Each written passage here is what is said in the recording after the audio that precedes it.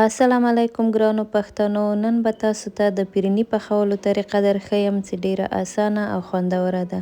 زما هدف یوازې پخلی نه ده بلکې دا چې پښتو ژبه او پښتانه په سوشل میډیا کې لا ښکاره سي. لومړی په کوم دیګ کې چې غواړئ فرني پخه کړئ 15 ګیلاسه شیدې ور واچوئ، 6 قاشقې کورن فلاور یا د فرني پوډر ور اضافه کړئ.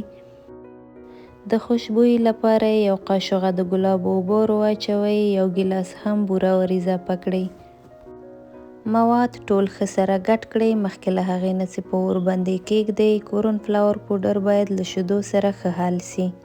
بیا به دیګ په متوسطه حرارت باندې کیږدئ، همدغه رقم به یې ښوروئ ترڅو فرني ښه پخه سي. کله چې فرني په دغه شکل باندې ټینګه سوه پخه ده.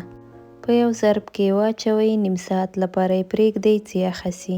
د ډیزاین لپاره هر څه مو چې خوښیږي کارولی سئ. ما دلته له پستې سره ډیزاین کړی، تاسو کولی سئ له بادام، چارمغز یا تازه میوې سره هم ډیزاین کړئ.